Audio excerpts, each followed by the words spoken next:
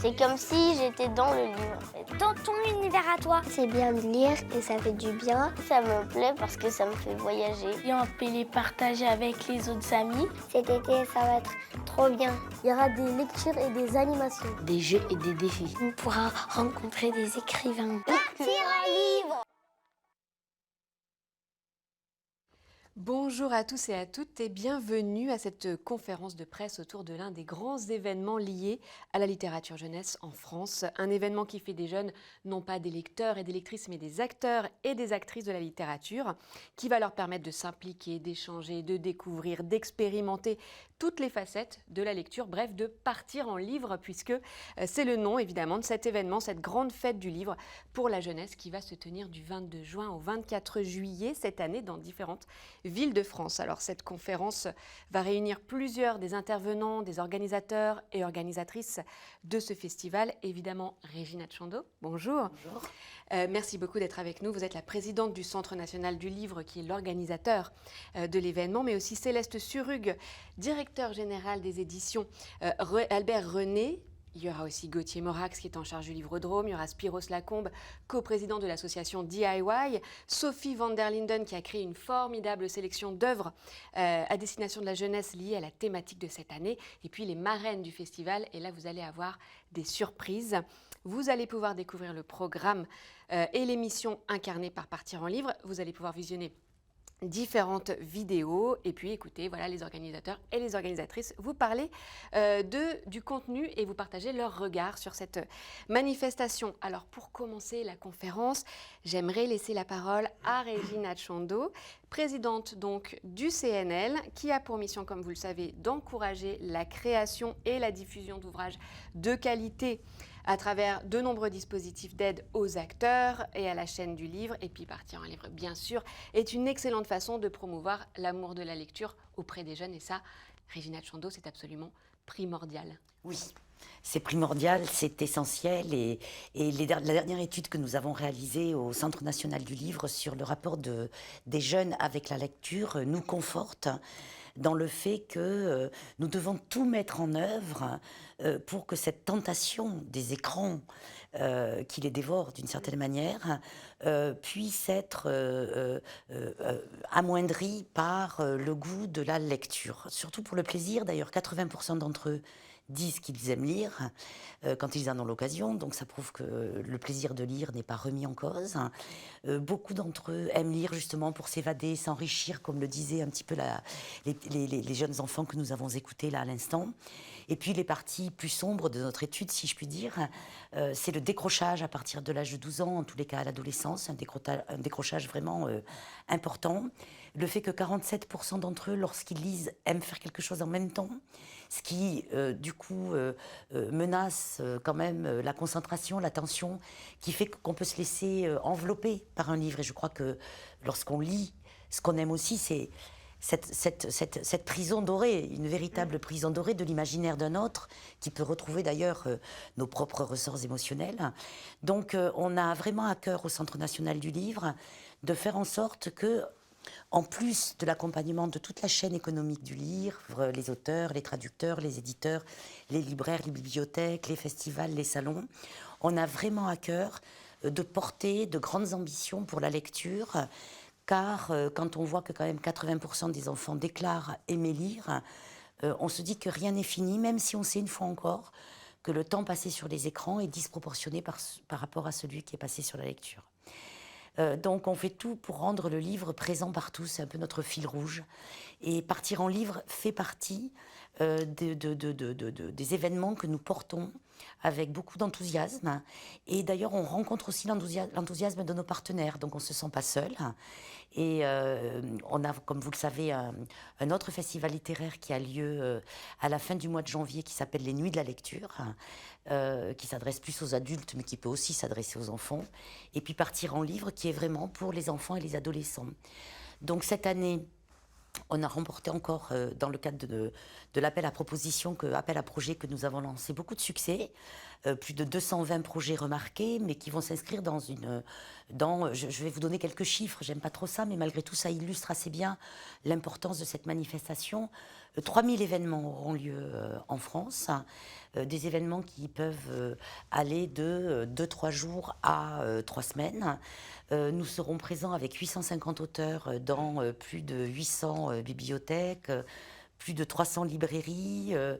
On a beaucoup d'associations avec lesquelles nous avons noué des partenariats, des centres de loisirs, les colonies de vacances dans lesquelles on organise des résidences d'auteurs.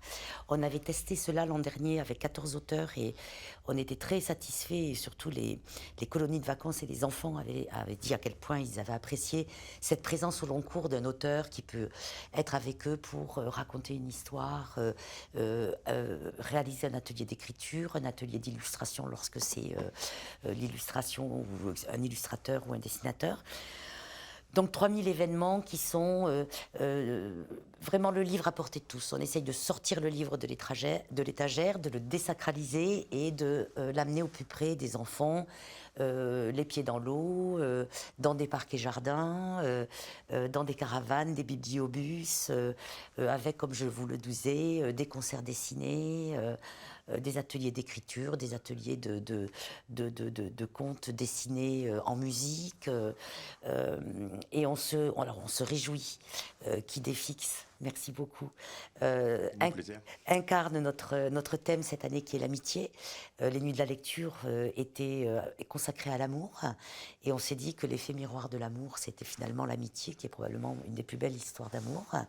Et on a cette année demandé justement à Sophie van der Linden et Raphaël Bott de nous créer une liste comme ça de livres phares sur l'amitié pour aider aussi à la fois les lecteurs, les parents, les bibliothécaires à pouvoir s'appuyer sur des listes parce qu'au fond l'offre, la littérature jeunesse est tellement riche, elle se porte bien. La croissance en 21 du marché du livre a été portée à 50% par la littérature jeunesse et la BD, tout confondu. Donc il y a une telle profusion de l'offre que je pense qu'il faut aussi qu'on prenne les adultes par la main pour pouvoir leur donner des conseils. Bien évidemment, en toute liberté, ils les reçoivent ou pas, mais en tous les cas, c'est important et ces listes sont bien reçues. Nous avons 2 marraines dont nous reparlerons tout à l'heure, qui ont accepté de nous accompagner et on s'en réjouit. Et puis, cette année aussi, on fait revenir les livrodromes, et donc Gauthier Morax va nous en parler tout à l'heure, qui sont des parcs d'attractions littéraires qui offrent là aussi énormément d'offres qui ont un lien avec la littérature, qui peuvent être l'organisation aussi de web radio, de rédaction de petits journaux, écrits par les enfants, imprimés, reliés, beaucoup d'offres, je ne serai pas exhaustive, et qui vont se promener dans 10 villes en France, puisque quelque chose aussi qui nous tient fortement à cœur, c'est d'essayer d'être présent partout, et notamment dans des endroits où parfois l'offre culturelle est à distance ou peu mise en valeur. Donc c'est aussi une dimension très importante pour nous. Et puis cette année aussi, pour la première fois, Constance Guisset, qui est une designeuse que vous connaissez, qui est absolument formidable et qui a une notoriété à la fois nationale et très internationale, nous a accompagnés et a créé pour nous, notamment, que vous verrez certainement à l'écran, ces petits fanions qui sont respectueux de l'environnement et que nous garderons pendant plusieurs années pour aussi faire en sorte que nos manifestations s'intègrent dans la question de l'économie durable pour respecter notre planète dont on voit à quel point elle souffre aujourd'hui. D'ailleurs, la littérature jeunesse en parle beaucoup aussi. Voilà. Merci beaucoup Régine Atchando pour cette présentation. Et donc effectivement, la thématique de cette année, c'est l'amitié. Et on se dit que ce fil rouge entre ces différentes manifestations est très précieux, puisque dans ces âges de la vie, c'est important quand même de pouvoir compter sur ses amis. Et puis dans cette période, puisque vous venez d'en parler, c'est aussi important d'avoir ce refuge de l'amitié. Donc moi, je me réjouis de voir cette thématique qui a été si bien abordée justement dans cette bibliographie, être au cœur des préoccupations de la manifestation et de ces différents événements. Et puis pour incarner l'amitié, eh bien c'est le chien Idéfix qu'on adore, qui est sur cette affiche et puis qui est un peu le porteur de cette fidélité, de cette amitié, designé, comme vous l'avez dit, par Constance Guisset. Et je vais vous laisser la parole à vous, Céleste Surrugue, donc directeur général, bonjour, des éditions Albert René, grâce auxquelles nous pouvons lire les aventures d'Astérix et Obélix, mais aussi celles d'Idéfix. Je crois qu'il y a un prochain tome qui va bientôt arriver en librairie. C'est exact, on a un deuxième tome qui arrive le 15 juin en librairie, des aventures d'Idéfix et les Irréductibles, puisque c'est une bande de copains qui vivent des aventures tous ensemble contre l'envahisseur romain.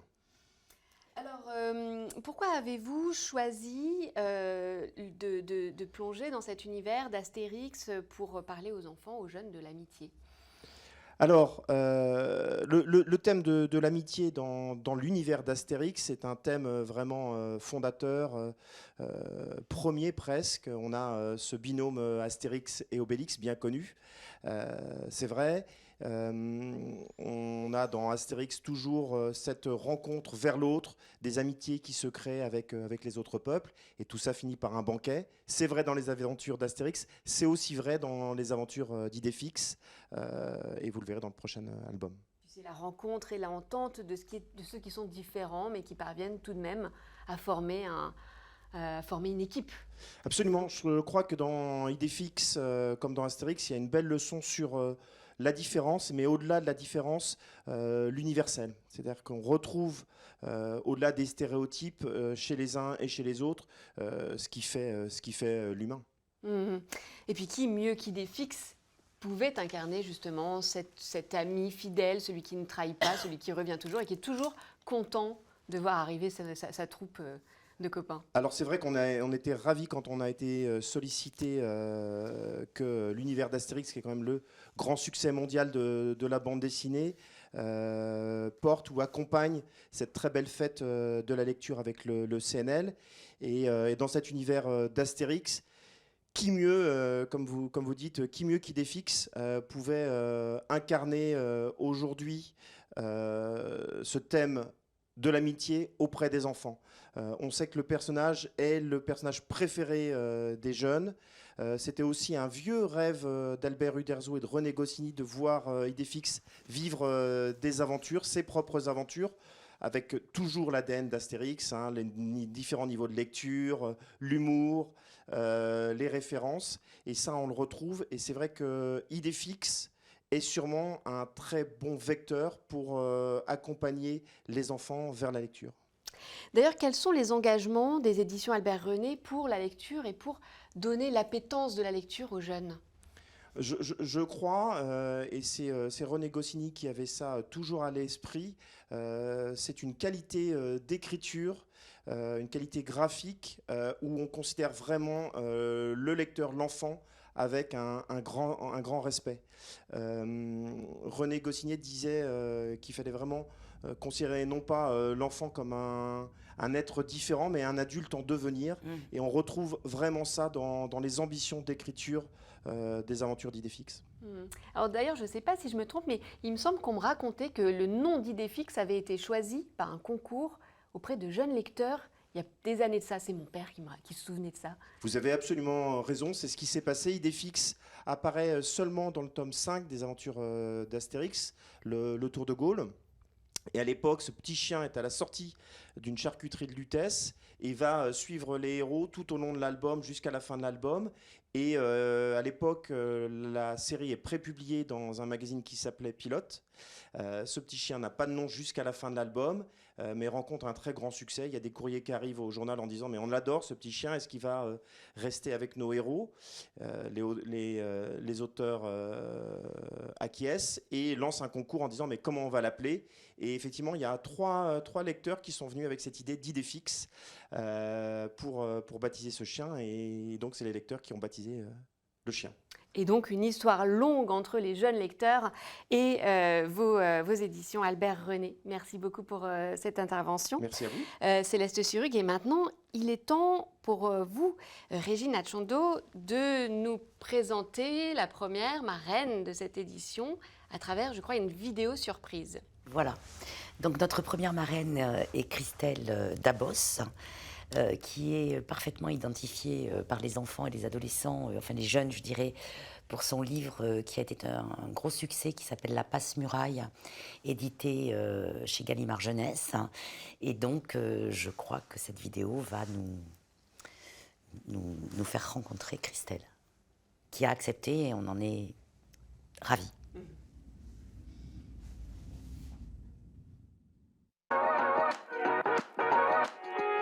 Bonjour, je suis Christelle Dabos, l'autrice de La Passe-Miroir, et j'ai l'honneur et le privilège d'être la marraine de Partir en livre 2022. Mon goût de la lecture me vient des bandes dessinées. Au début, je ne lisais pas les bulles. C'était vraiment que les images, j'essayais de deviner l'histoire à partir des images uniquement. Et puis, la curiosité a fait qu'au bout d'un moment, ça m'a un petit peu frustrée et je me suis intéressée un petit peu plus à ce qu'il y avait dans les bulles. Y a-t-il un endroit où j'aime m'installer pour lire? C'est le même endroit, je pense, que pour écrire, le canapé. Toujours en tailleur, il faut être en état d'apesanteur. Il est extrêmement important que la jeunesse s'empare de la lecture. Ça a cet effet de nous faire sortir de notre propre histoire personnelle et ça nous embarque dans autre chose. On va être pendant tout un temps quelqu'un d'autre. On n'a jamais le même état d'esprit avant et après une lecture.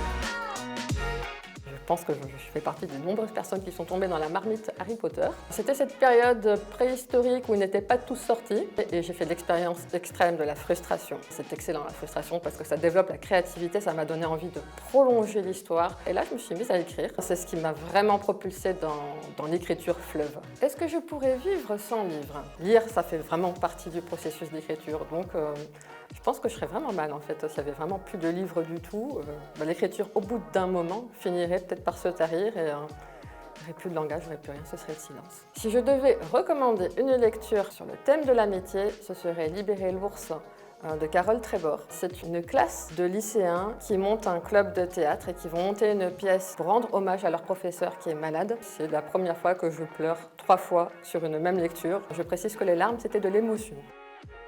J'aime particulièrement dans cette expression, c'est partir. On part et on part peut-être hors de soi, de sa propre histoire, de son propre quotidien. Et c'est aussi le livre. C'est le livre qui part et qui va à la rencontre des lecteurs.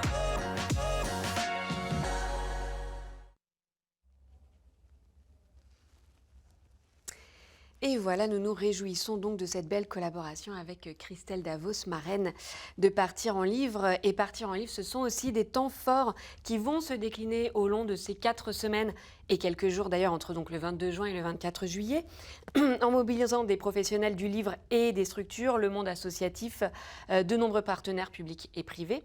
L'un des temps forts de cette manifestation, évidemment, c'est le Livrodrome, nous allons en parler.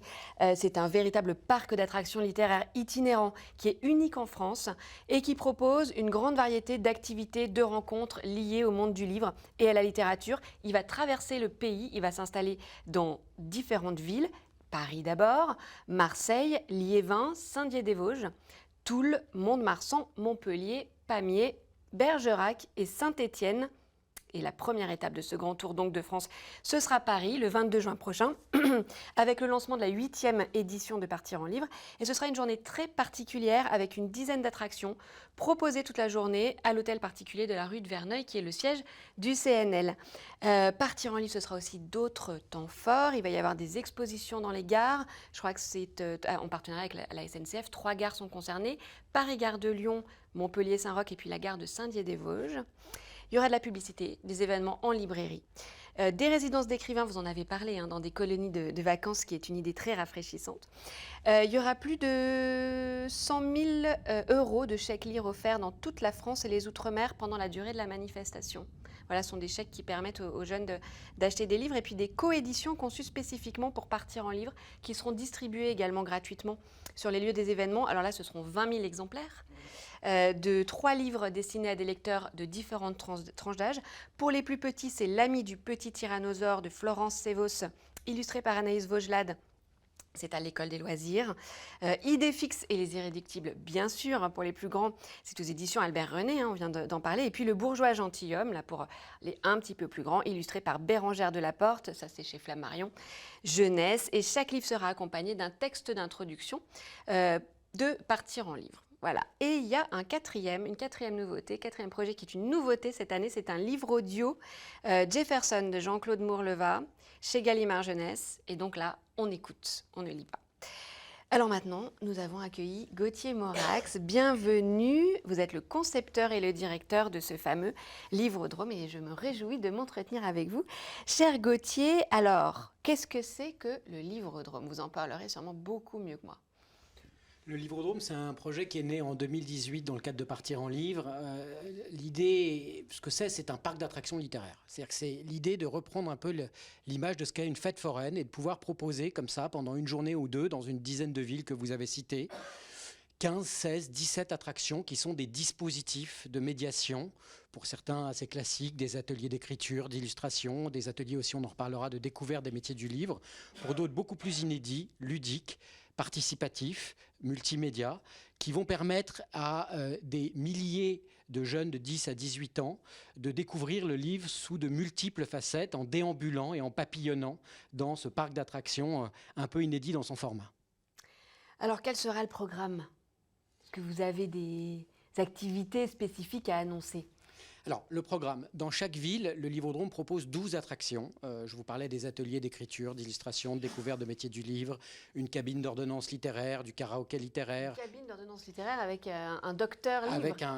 Avec des auteurs et des illustrateurs, des médiathécaires, des libraires qui vont se relayer toute la journée pour prescrire des textes aux ados qu'ils rencontreront. Il y aura un karaoké littéraire autour de l'amitié, qui est la thématique de Partir en livre cette année.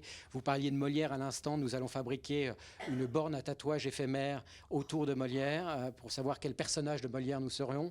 Il y aura à chaque fois une bibliothèque suspendue. Il y aura évidemment une librairie dans chaque ville. Il y aura un salon numérique pour découvrir de la BD en 3D. Voilà, il y aura 1001 activités proposées durant une journée. Et autour de ces 12 attractions, dans chaque ville, nous avons souhaité travailler avec l'ensemble des acteurs du territoire, acteurs culturels, acteurs associatifs, des jeunes aussi, pour imaginer, construire, accompagner des attractions spécifiques à chaque étape qui donneront ainsi à chaque Livrodrome, un peu comme dans le Tour de France, une couleur singulière. Donc ça va changer à chaque fois. C'est pas comme la fête foraine qui se déplace avec les mêmes manèges qu'on reconstruit.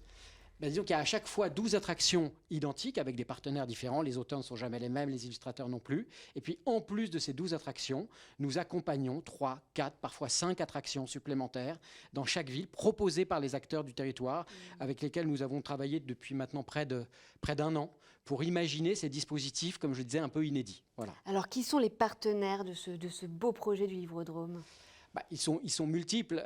Il y a d'abord, je le disais, les acteurs culturels, évidemment. Il y a aussi tous les partenaires du livre, des auteurs, des illustrateurs. Il y en aura plus d'une centaine qui vont courir l'ensemble des Livrodromes. Les libraires, évidemment. Vous parliez tout à l'heure des chèques lire.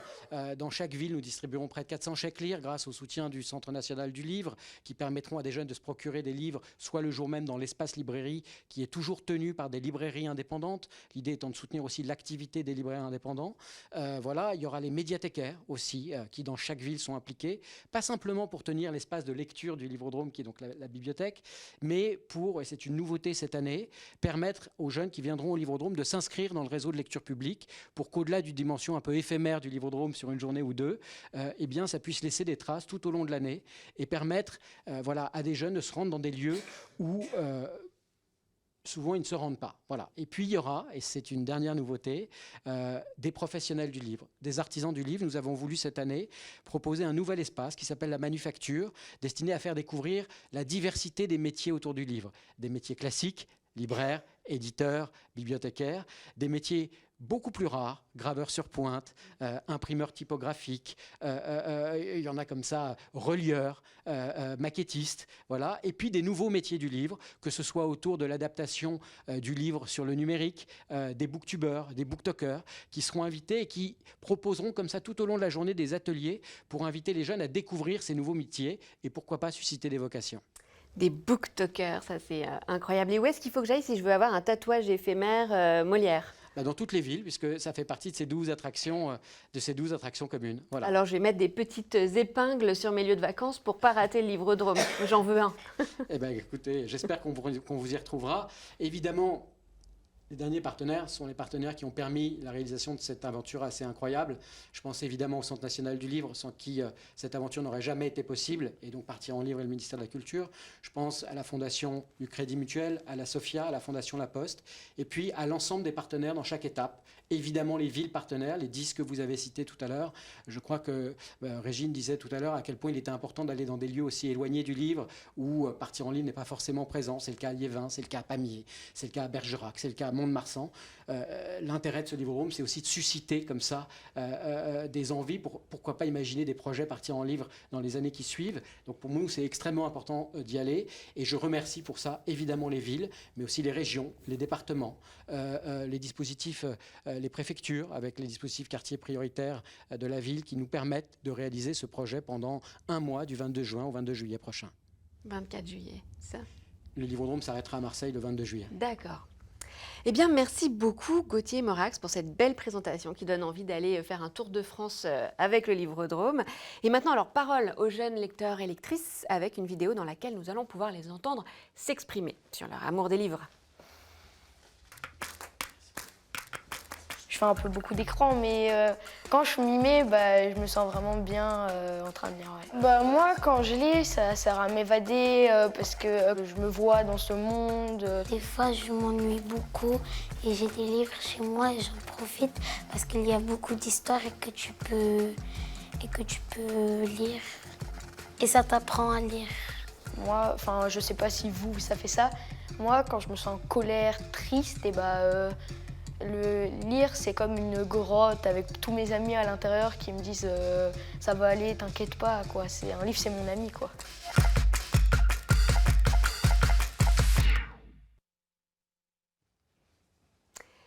Et il est maintenant temps d'accueillir Spiros Lacombe. Bonjour, vous êtes le coprésident de l'association DIY qui va nous présenter, vous allez nous présenter votre association et le rôle qu'elle va jouer cette année dans Partir en livre.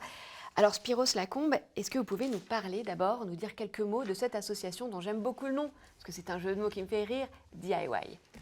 Bonjour et merci pour l'invitation, pour le soutien aussi de la part du CNL.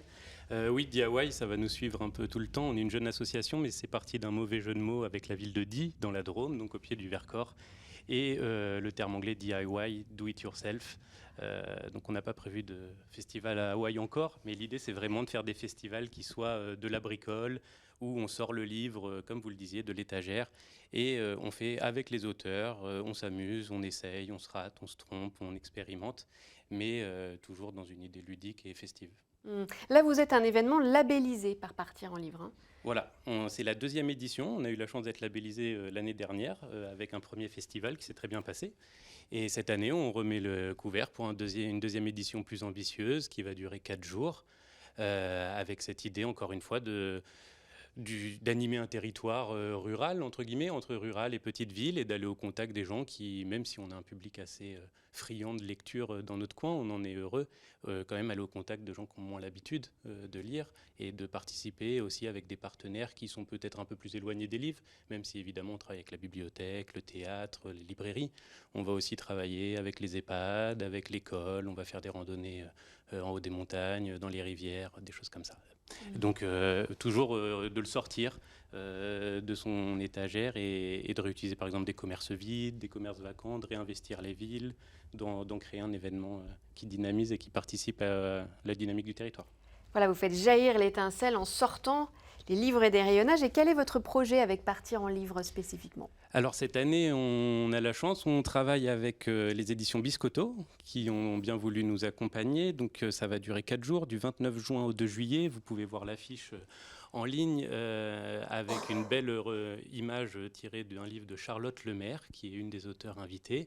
On a la chance d'avoir les 2 rédactrices en chef, Julie et Catherine Stabler, qui seront présentes, et un autre auteur, Benoît Pretzeil. Donc 4 personnalités qui vont passer 4 jours à proposer plein d'animations autour de la création graphique, avec plusieurs moments forts, au-delà des choses un peu habituelles, qui sont les ateliers, les spectacles, les concerts, etc. Il y aura principalement l'édition d'un journal Biscotto avec les élèves de l'école de Die, qui sera présenté ensuite au marché, où on explique un peu tout le processus et comment comment est réalisé un journal du début à la fin, et c'est les enfants qui auront participé. Il y a un deuxième temps fort assez sympa, c'est un grand pique-nique au centre-ville où tout le monde dessine sur les vitrines, dans les rues, par terre, avec des craies. On fait une BD vivante en direct, où tout le monde dessine sa case de BD dans la ville.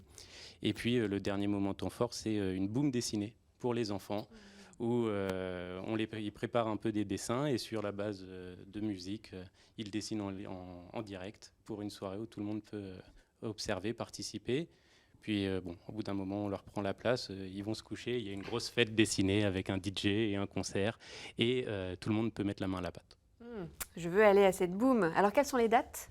Du 29 juin au 2 juillet, donc un mercredi au samedi. On essaye de faire sur la semaine pour avoir aussi un public local qui n'est pas forcément là le week-end.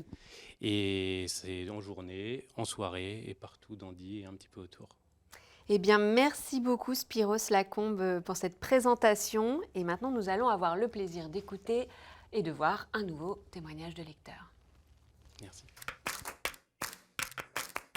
Je lis un livre par jour et je préfère lire le soir. Si ça va m'aider à rêver, je les conseille de lire pour apprendre mieux à lire, pour s'imaginer des choses aussi. Moi, quand je lis, on dirait que je suis dans l'histoire, j'ai envie de me mettre dans l'histoire. C'est comme si j'allais sur un petit bateau. Le livre, c'était mon bateau. Et que je découvrais toutes les nouvelles histoires et que c'était mon océan. Voilà.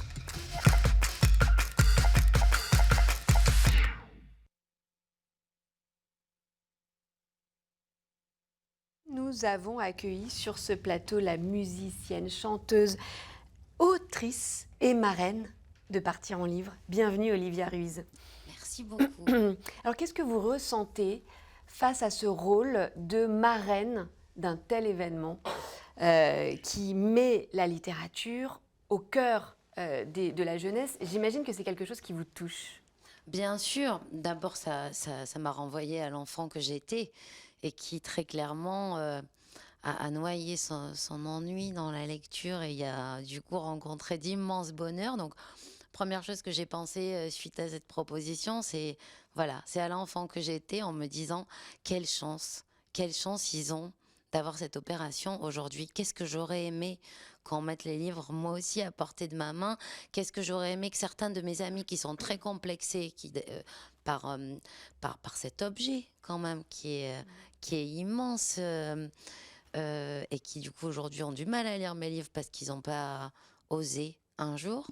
Donc je me suis dit c'est une chance merveilleuse pour les jeunes cette opération et je me suis sentie très fière que vous ayez pensé à moi tout simplement. Vous étiez une enfant du livre, vous étiez une petite fille qui se plongeait dans des romans. Oui, alors que le livre était vraiment pas très très présent chez moi. On avait tout Pagnol, alors ça c'est vrai. Et c'est déjà pas rien, effectivement. Mais on n'avait pas le temps de lire chez moi. Ça travaillait, j'ai grandi dans un café, mon père était musicien en plus, ma mère avait un autre job. Donc c'était inaccessible. Et bizarrement, comme certains enfants pleins d'imagination, ce côté inaccessible, le jour où la bibliothèque de la mairie minuscule s'est ouverte, a fait que moi, je me suis sentie privilégiée d'avoir accès à ces quelques objets parce que c'était un village de 700 habitants, donc il n'y avait pas grand-chose dans la bibliothèque, mais suffisamment de belles références pour que ce soit déjà un cadeau. Et vous piochiez de tout? Vous aviez des lectures de prédilection, des auteurs, des livres dont vous vous souvenez, qui vous ont marqué? Je me souviens donc bien sûr Pagnol, Gide, Giono, parce qu'il y avait quelque chose qui était très familier pour moi. Et mon premier livre de l'enfance qui me fait tomber amoureuse des mots, c'est sûrement Charlie et la chocolaterie. Comme un certain nombre de millions d'enfants à travers le monde. Mais c'est vrai qu'il y a là quelque chose d'à la fois épais, profond, et en même temps avec la légèreté de l'écriture et le côté très immédiat qui fait que c'est si digeste qu'on ne sait même pas qu'on est en train de lire finalement. Alors Partir en livre, c'est un événement qui se déroule en été. Vous, on adore vos chansons, évidemment. Est-ce que vous avez un côté cigale? Est-ce que vous aimez particulièrement cette saison, la saison des vacances, du soleil? Et oui, comme toutes les Méditerranéennes, c'est vraiment la saison où moi aussi, je fleuris. Je me sens particulièrement bien. Je suis assez dépendante du soleil. Et c'est vrai qu'en étant parisienne depuis 20 ans, ma dépendance n'est pas totalement satisfaite. Donc l'été, effectivement, c'est le moment des retrouvailles, c'est le moment aussi des retrouvailles avec les livres, parce que on court après ces petits temps de lecture toute l'année, et enfin, on cesse de compter les minutes et on peut vraiment s'abandonner. Donc voilà, c'est la cuisine, voilà. Et puis évidemment le voyage. Et puis c'est la lecture, peut-être l'écriture aussi, puisque vous avez traversé le mur invisible qui nous sépare du statut d'autrice quand on est lectrice. Vous avez publié La commode de tiroirs de couleurs en 2020. Et puis cette année, toujours chez J.C. Lattès, c'est Écoute la pluie tomber, qui est un très beau livre. C'est un roman dans lequel vous abordez des thèmes de l'identité, les thèmes de l'exil. C'est l'histoire d'une famille, c'est l'histoire d'un pays aussi, c'est l'histoire de l'Espagne, à travers plusieurs générations de femmes. Qu'est-ce que vous ressentez, vous, grande lectrice d'enfance, grande lectrice en général, quand vous tenez la plume et que vous créez un livre que vous allez mettre entre les mains de tant de lecteurs et de lectrices? Je pense pas à tout ça, parce que sinon j'écrirais pas. C'est paralysant. Ouais, donc du coup, non, je crois que je trouve des personnalités à aimer suffisamment longtemps pour avoir envie de leur faire vivre des tragédies, mais de les sauver aussi à un certain moment. Donc non, il y a toujours cette idée du voyage, mais dans quelque chose de tellement plus intérieur. Et en même temps, la folie de la chose, c'est que certains jours, ces femmes me manquent. Et que je me dis, je suis en train de devenir complètement dingue. Et voilà. Et donc, c'est ce qui a fait aussi que je les ai retrouvées différemment dans un deuxième roman. Et c'est ce qui fera peut-être que je les retrouverai encore. Ça ne m'étonne pas, parce qu'effectivement, ce sont des personnages très incarnés qui nous accompagnent beaucoup, qui nous manquent aussi en tant que lecteurs et lectrices quand on les a quittés. Merci. L'un de vos grands sujets, c'est la transmission, je pense. Qu'est-ce que vous avez envie de transmettre à ces jeunes lecteurs et lectrices qui sont sous votre marrainage cet été, pendant votre saison de prédilection?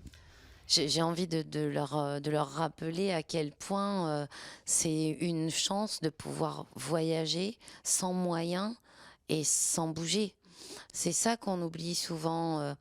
Et je trouve que le pouvoir du livre est encore peut-être plus fort que celui du cinéma, parce que on est actif sans se fatiguer. Mais en tout cas, on crée ces images. Donc forcément, il y a quelque chose qui est très stimulant et qui fait qu'on renforce des choses en nous. Moi, parfois, je me fais gronder par des lecteurs qui trouvent que mes livres sont trop courts. Eh bien, je leur réponds, mais c'est des choix. Moi, toutes les ellipses que je pose sont là pour qu'il y ait cette excitation que je ressens moi en tant que lectrice à m'imaginer ce qui n'est pas écrit. Et je voudrais pas empêcher ça en disant trop. Donc voilà, j'aimerais bien que les jeunes se rendent compte que c'est pas quelque chose qui est réservé à une élite du tout, que ça fait partie des plus beaux voyages sans quitter le sol, donc ça c'est précieux et ce serait dommage de s'en priver. J'aimerais les engager à lire Chagrin d'école de Daniel Pénac, qui est un livre, moi, que j'ai beaucoup offert et qui a débloqué énormément de gens, de cœurs, voilà. Donc tout ça, puis juste partager des moments aussi. C'est très nourrissant pour nous d'aller se mettre face à cette jeunesse et sa capacité d'émerveillement, et en même temps ses avis très tranchés, et d'aller bousculer aussi leurs fantasmes ou leurs a priori. Eh bien, merci beaucoup Olivia Ruiz pour ce voyage dont vous nous parlez et que vous offrez à vos lecteurs et à vos lectrices, et que vous allez auquel vous allez inviter les petits lecteurs et lectrices qui participeront à Partir en livre. Maintenant, nous allons regarder une nouvelle vidéo réalisée toujours à partir de propos de ces jeunes lecteurs et lectrices qui sont au cœur de nos préoccupations. Quand tu lis, tu oublies le reste en fait. C'est lire. Juste les mots peuvent te donner une pensée complètement différente de livre en livre. C'est ça qui est beau dans la lecture. Ça fait du bien de lire parce qu'il y a des livres de mathématiques, par exemple pour l'école, il y a des livres qui nous amusent, il y a des livres marrants, il y a des livres beaucoup d'enquêtes. C'est vraiment super sympa de lire parce que ça nous fait sortir de notre corps en fait.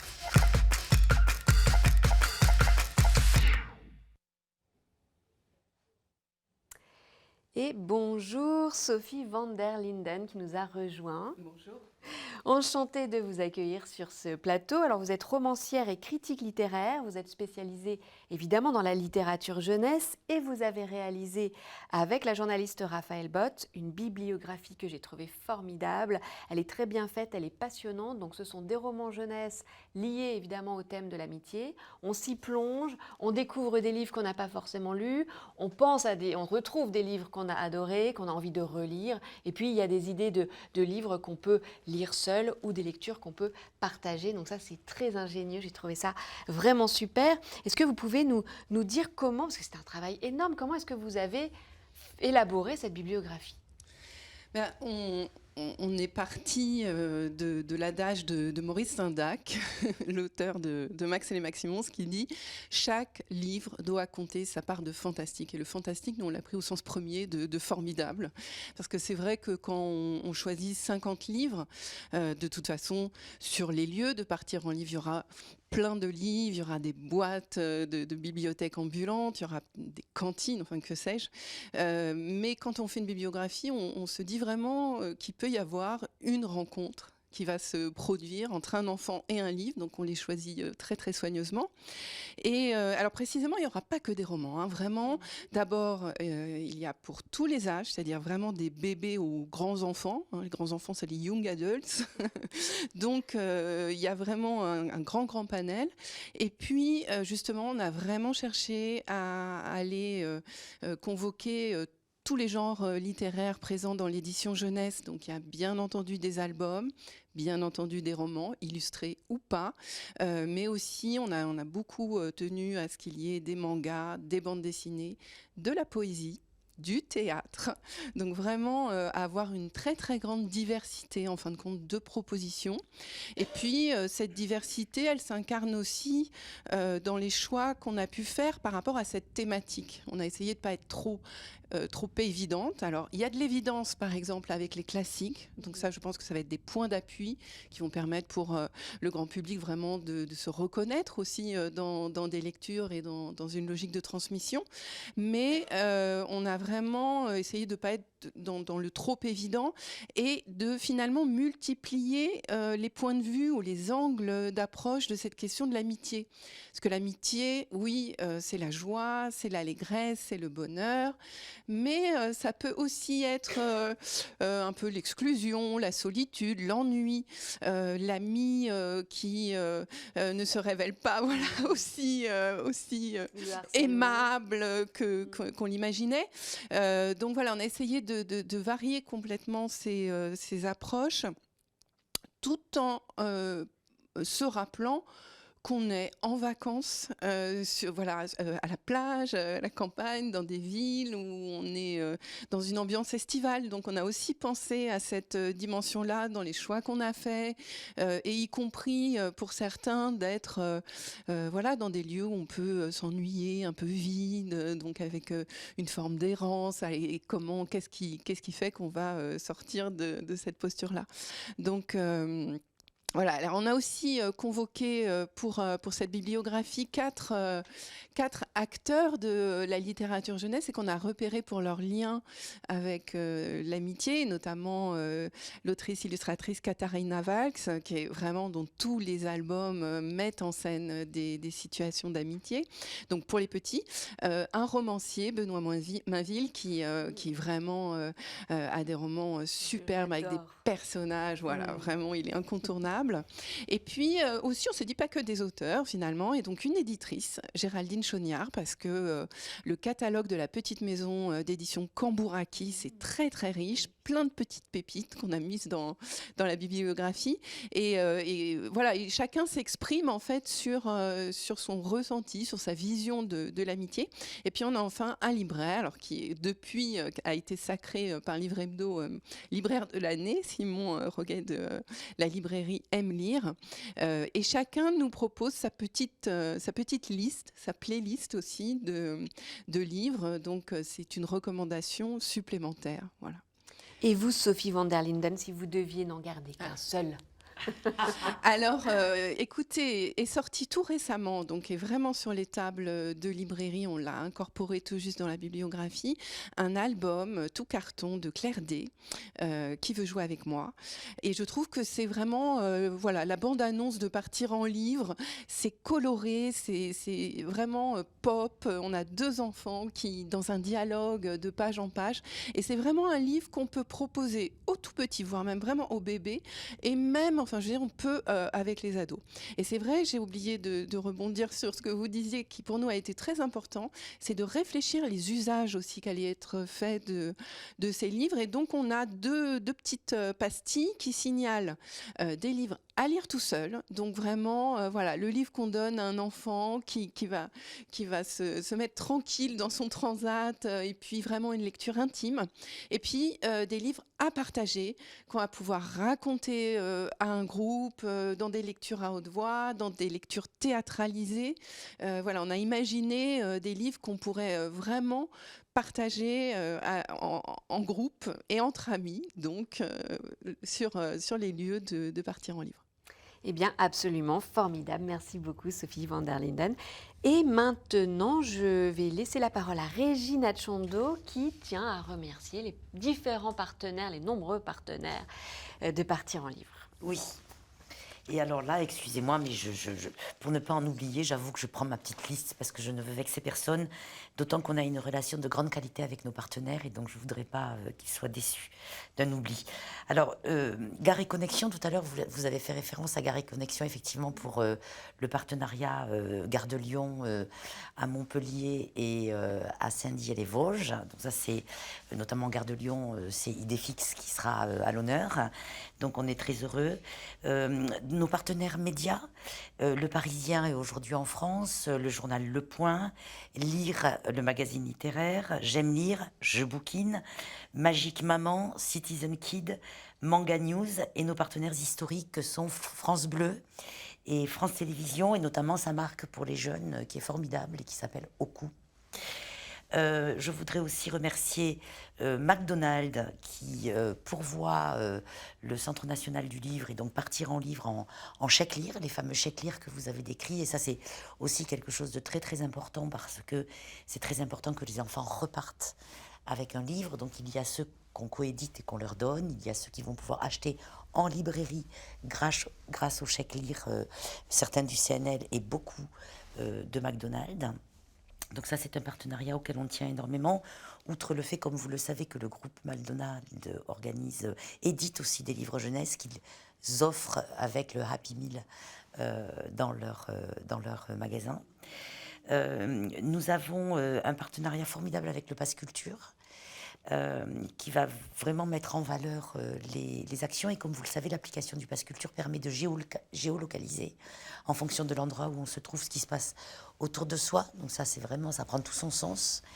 La RATP, le groupe UP, la CNAF, la Fondation Crédit Mutuel, et puis la SOFIA, la Fondation La Poste, le Tour de France avec lequel nous avons noué aussi un partenariat pour la Grande Dictée, qu'organise le Tour de France de manière rituelle. Et puis enfin, nous avons travaillé beaucoup avec la Ligue de l'enseignement, l'UNAT et l'Agence pour l'enseignement de français à l'étranger pour déterminer nos résidences d'auteurs et les présences d'auteurs dans le cadre de l'amélioration de l'écriture, de la compréhension, avec la BNF, Eurecoy, et puis enfin les professionnels du livre que vous connaissez tous, les éditeurs, le syndicat national de l'édition, les libraires et le syndicat du livre en France, le SLF, la SGDL et la charte pour les auteurs, les éditions Albert René, mais vous avez eu l'occasion d'entendre son directeur général, les éditions Bayard, Flammarion Jeunesse, Gallimard Jeunesse, l'École des loisirs. Voilà, j'en ai fini, excusez-moi, la liste est un petit peu longue, mais il est évident que c'est important aussi pour nous, parce qu'à travers les partenariats, au-delà de l'apport et du soutien que c'est pour nous, c'est aussi cette idée de créer une toile d'araignée. Une toile d'araignée vertueuse qui fasse que le livre peut se glisser partout, qui est vraiment notre objectif depuis le début. Eh bien, merci beaucoup Régina Tchando pour cette présentation et j'aime beaucoup l'image de la toile d'araignée vertueuse. Voilà. Il est temps maintenant de passer aux différentes questions qui ont pu être posées pendant la rencontre. Alors là, il faut que je mette mes lunettes pour les lire à l'écran. Question 1, alors pourquoi avoir prévu une coédition au format livre audio, Régina Tchando? Alors c'est très important pour nous, on a créé une commission qui soutient le livre audio fort récemment. Le principe avait été voté au conseil d'administration du Centre national du livre le 21 juin. On a derrière nous uniquement 2 commissions, dans le cadre desquelles on a pu aider des projets numériques de toute nature et en particulier des livres audio. Le livre audio d'abord est un livre dont les enfants, en particulier les jeunes, se sont beaucoup emparés pendant la crise sanitaire du Covid. Déjà les chiffres progressaient fortement, mais on sait que la croissance en 2021 a été de plus de 20%. Pour ceux qui ont peur de lire, soit parce qu'ils ne comprennent pas encore bien, soit parce qu'ils pensent que ce n'est pas pour eux, toujours ce complexe. Ce complexe de transfuge de classe, les bibliothèques c'est pas pour nous, les lieux de culture c'est pas pour nous, parce qu'on se sent pas suffisamment reconnu sur un plan purement personnel et sociétal. Le livre audio est une manière de créer une passerelle et il décomplexe. Il faut aussi beaucoup décomplexer les jeunes. C'est aussi pour ça qu'on n'est pas du tout rentré dans la polémique des mangas avec le pass culture. D'abord, aujourd'hui, on se rend compte que 50% des jeunes qui achètent un manga achètent aussi un autre livre, notamment un roman. Donc voilà. Et par ailleurs, c'est très bien aussi de se retrouver pendant 20 minutes le soir seul avec son manga, sous sa couette. Ça veut dire qu'on lit avant de s'endormir. C'est bon pour le sommeil.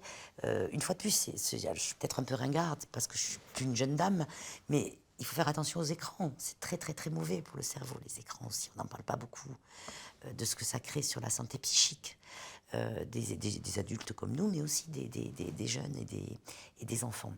Donc, le livre audio, oui, on assume totalement de pouvoir soutenir des livres audio, justement, qui ne se feraient peut-être pas naturellement sans le Centre national du livre, parce que toujours, on est du côté de ceux qui ne trouvent pas son marché de manière immédiate.